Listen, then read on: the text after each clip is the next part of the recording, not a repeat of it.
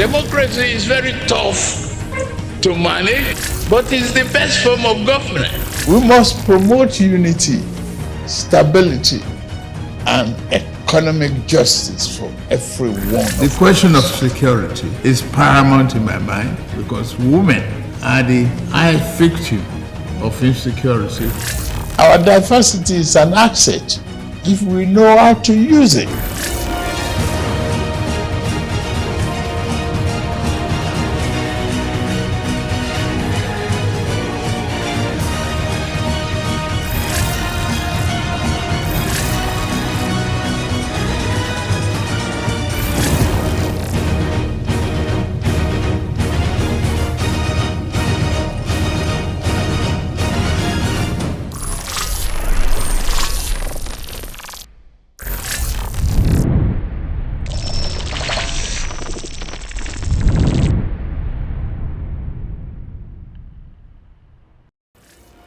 Nigerians are anxious, agitated, and expectant to feel the positive impact of the renewed hope agenda and promise from the president. But given the challenging, deplorable economic condition of the country, the presidency is of the view that Nigeria will overcome, considering the deliberate, painstaking, and vigorous radical efforts, policies and initiatives taken to revive and recover Nigeria. What are the issues, challenges, and prospects? Let's talk on the Presidency in Focus on TV Nigeria. Welcome.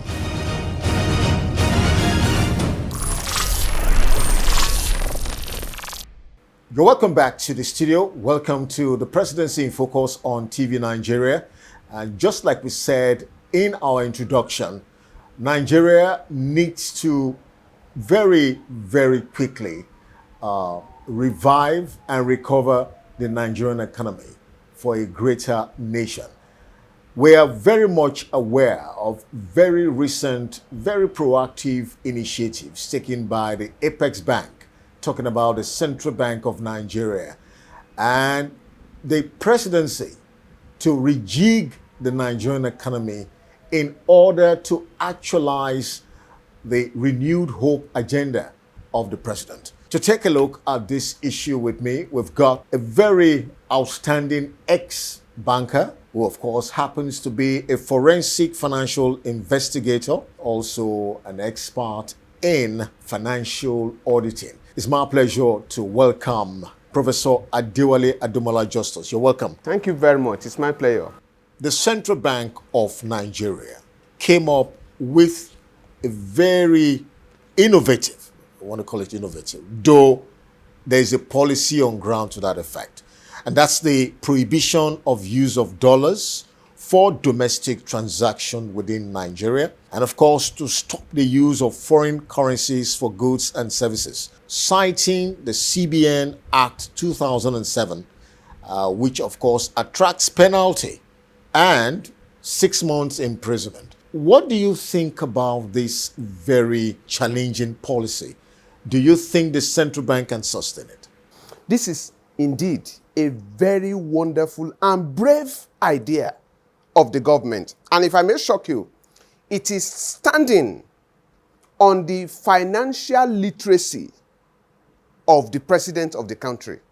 When you have a leader who sufficiently is knowledgeable about financial literacy, monetary literacy, and economic literacy, you will see nothing but what we are getting. So this is just the first step where people would really appreciate who the man is, because this is coming out of the fact that financially he understands what it is. As he is the president, the man at the CBN, and the finance minister, they have all been together. And their performance records are sufficient to tell anybody that this will sail through. With the complement of the president himself being a financial expert. You know, he's an auditor and a tax guru. So financially, there is an assurance. What do you think about this policy? Because already the Nigerian economy, we have more like the dollar culture. It's a dollarized economy. What are the economic implications for a policy like this? The most pivotal of the implications of this is a sharp cost and drop in the cost of goods and services in the country. A particular university in Port Harcourt, where school fees, a Nigerian university on the soil of Nigeria, her school fees were denominated in US dollar. What does that mean? The parents, prospects, and potential funders of whoever would attend such a school will first, either by crook or hook, mop up whatever is available in FX, the USD, to pay for such service. Because it is a Nigerian denominated transaction, but unfortunately, is dollarized. Nigeria has good policies. We're very good at coming up with very innovative ideas. Implementation is a problem. Now, can you suggest, you are an ex-banker, you understand the dynamics of financial issues. How do you expect that this can be properly implemented? What are your suggestions, really?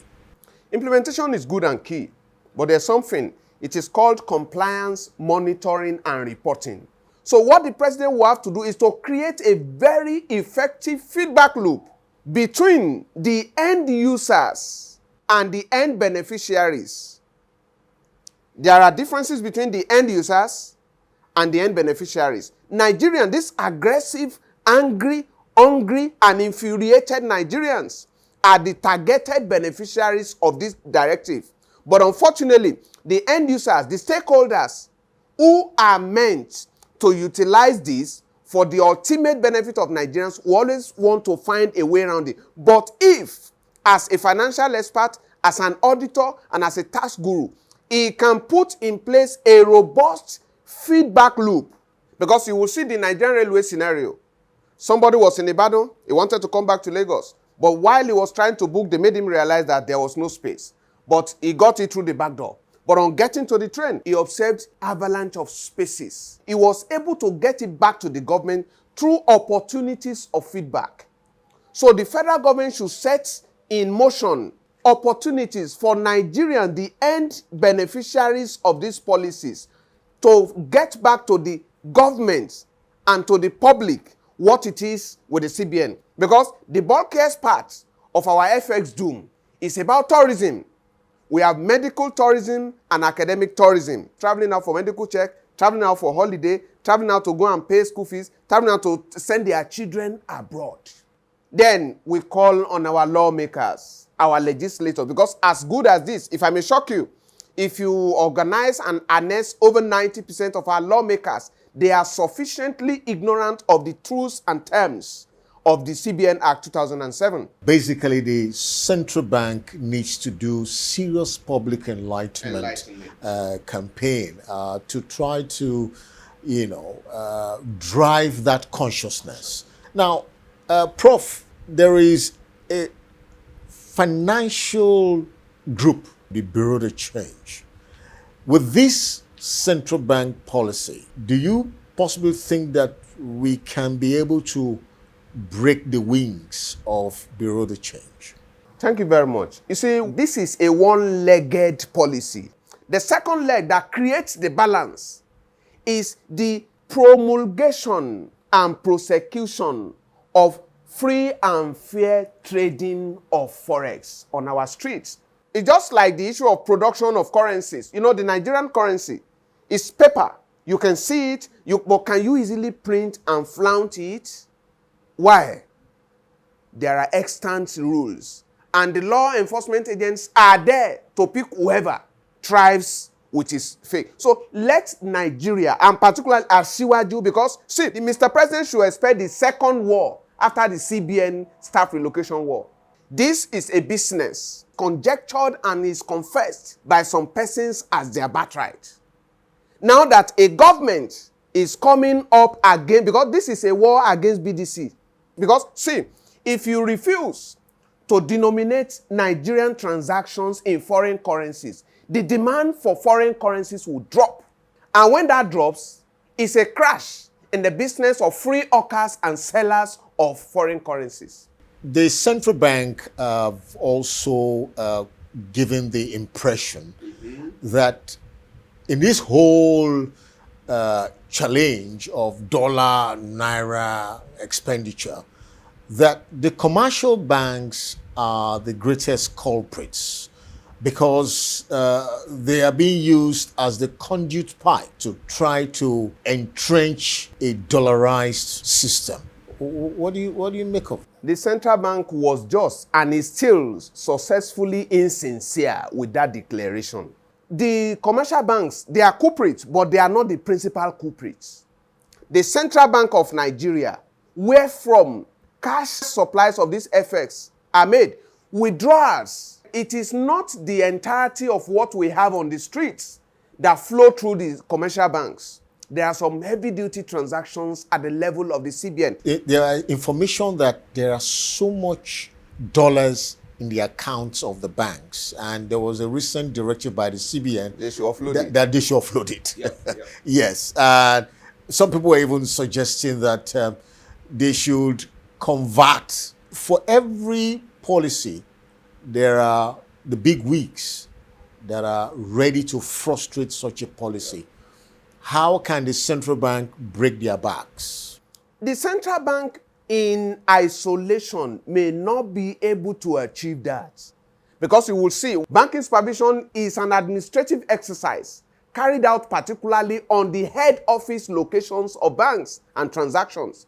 How many Nigerian banks do we have? They are all head office in Lagos. But banking supervision and operations and policy departments were moved politically to Abuja. That mounted unnecessarily avoidable pressures on one FM. But you will see the CBN boss came up with a bone breaker and said, behold, everybody in such critical operational unit of the bank should come to Lagos. It became a war because it was a northern issue. The BDC business is not for Osun people. It's not for Oshogbo. It's not for Ariara people. It's not for Alaba people. The big brothers that are doing it are the ones fighting, and they saw this coming. That was just a first tranche of the deal. And this one now is here. So the government, that's why I said the CBN will not in isolation do and achieve this. It's with the executive, even personal support of Mr. President. Go to a hotel, go to Allen, go to some spots in Ibadan.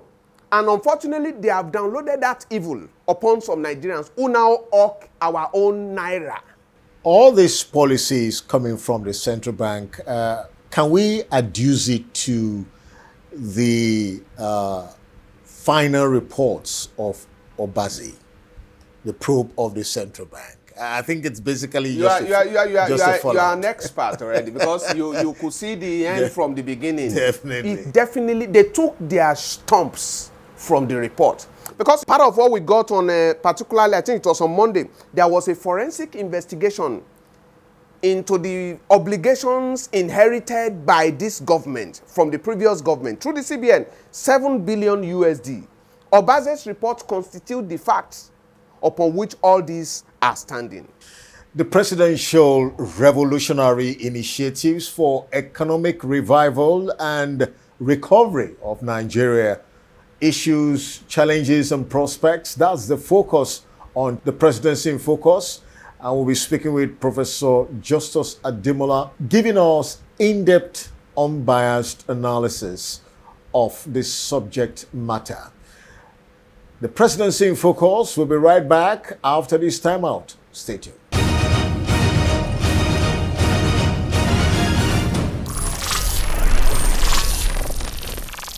Okay, you're welcome back. It's still the Presidency in Focus on TV Nigeria. And of course, we still have Professor Justus Ademola with us. Thank you for being with us. Now, Prof, there are government transactions still denominated in foreign currencies.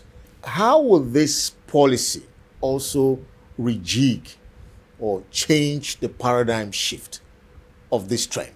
Thank you very much. Like we have been saying, on law upon legislation, all things sit. He who comes to equity must come with clean hands. He who comes for equity must first do equity. The bulkiest part of this trouble is the transactions of government of Nigeria in Nigeria, but denominated in foreign currencies. And through that, they now create a window of withdrawals for the beneficiaries of such transaction in FX, even for elections, election funding, FX withdrawals.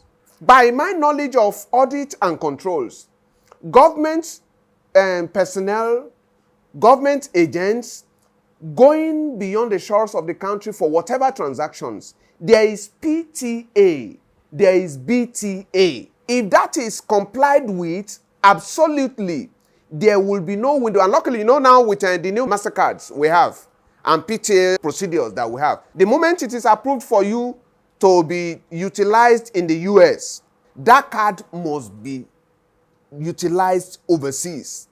And wherever the utilizer uses that card. So there should be strict adherence to the policies regulating PTA, BTA, then government transactions.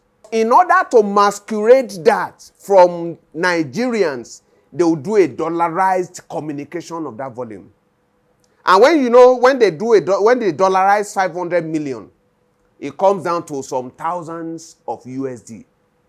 It's a ruse, it's a stratagem, it's an artifice to confuse and subjugate Nigerian suspicions to the elaborateness of our governance. Instead of stating 200 billion naira, the average Nigerian civil servant and politician is more comfortable when they just write it out as 1.2 billion US dollars.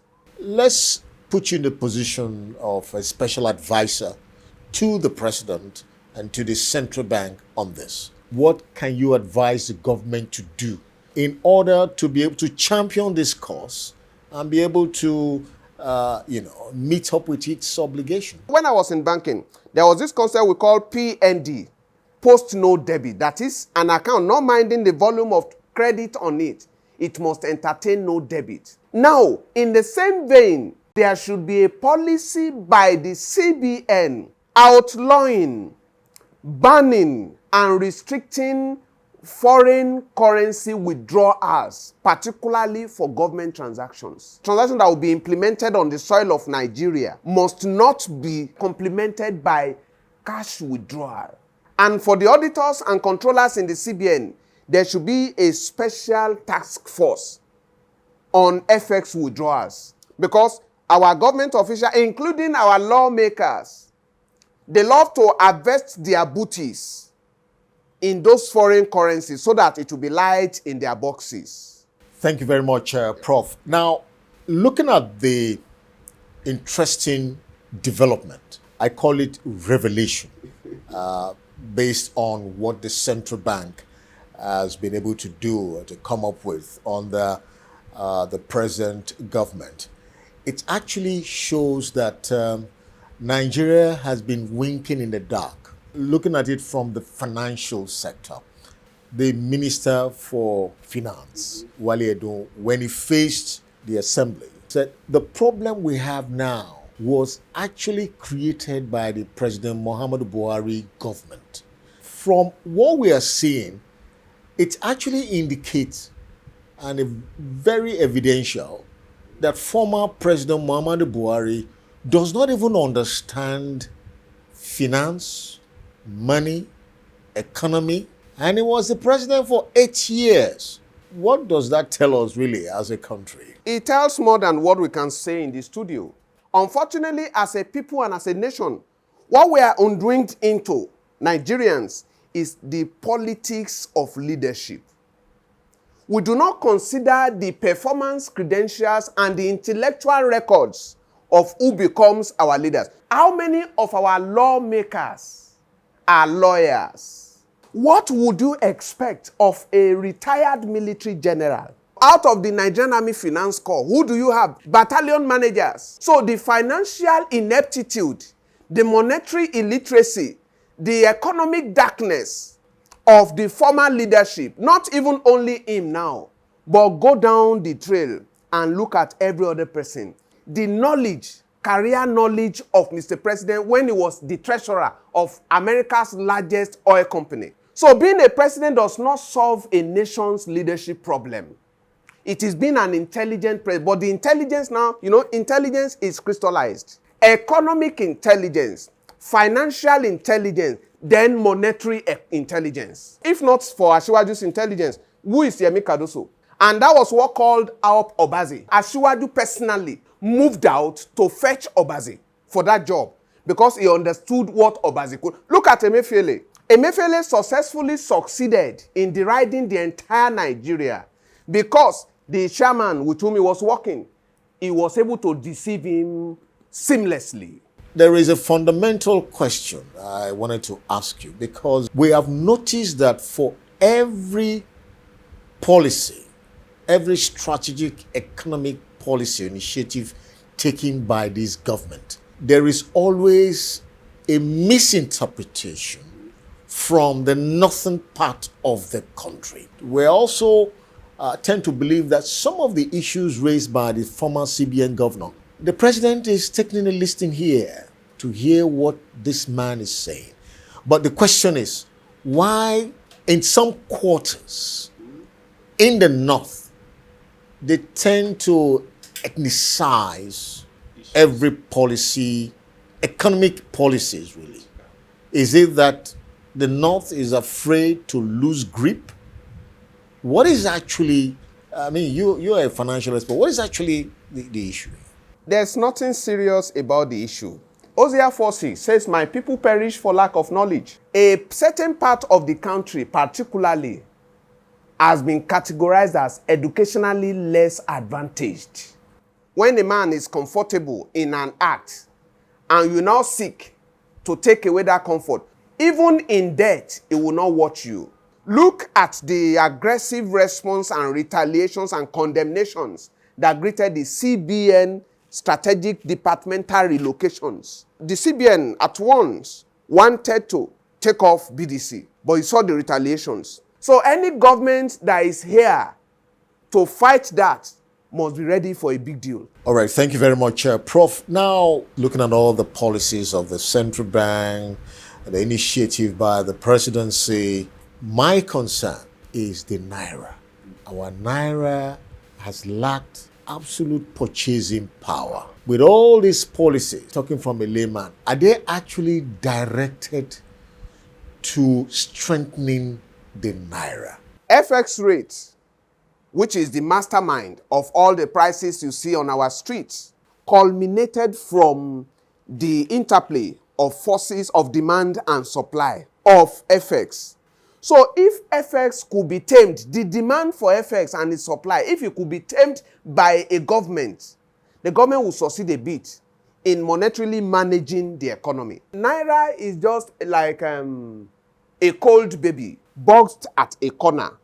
But watching active babies, the active babies are the major currencies of the world. And just because Nigeria per GDP were nothing, export were nowhere, local production were zero, and now even the circulation of currencies in our country is being overtaken largely by foreign currencies.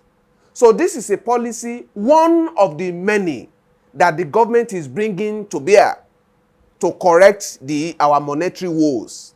Thank you very much. I think it would be appropriate to also feel your pulse. There was an idea that the ECOWAS, there was an attempt to have a common currency for the ECOWAS. But efforts being made to actualize this has actually been truncated. If ECOWAS can muzzle up the wheel to have a common currency, would it help? It may not help in the real sense. Their coming together may not impact positively and majorly on our monetary and financial issues. Nigeria has issues with 3 major countries in the world. Our European patronizers, the almighty US, and China. It is all about our balance of trade and balance of payments. We do not have any serious balance of trade activities with ECOWAS nations. The dollarization of Nigerian transactions with China, that is a critical diplomatic issue. So instead of wasting time on ECOWAS, we do not supply. What do we export to ECOWAS countries of major value? What do we import therefrom? Our borders are open to them. So it is that balance of trade issues and balance of payment issues that we should make. And particularly, the government of Asiwaju Bola Ahmed Tinubu should try to resuscitate that attempt by President Muhammadu Buhari to de-dollarize transactions with China. On a final note, we have looked at the issues from various perspectives. The conclusion is that the presidency means well. But Nigerians are expecting that possibly the president and his team should redouble their effort. And most importantly, experts have called out on the president and the central bank. You must expend some huge investment in public enlightenment. Prof, your final word to the president and to the central bank. Nigerians want to see the sincerity of purpose and leadership. Government officers, politicians, and agencies of government should not continue to dollarize their Nigerian transactions while the government is running after poor people. Then, Central Bank of Nigeria should not continue to be a withdrawal loop for foreign currencies. Let charity start from the home of the government. When people see that, they will trust the government. Asiwaju is not a winch, but at the same time, the cap is on his head. He has all to do to buy the Nigerians' trust. So the government, President Asiwaju Bola Ahmed Tinubu, should follow his words with actions. And there are some cogent actions Nigerians want. Take off BDC operators off our road. Let government officials start to spend naira. Then let withdrawals through the CBN be forbidden. Prof, want to thank you for coming on the program. Thank you very much.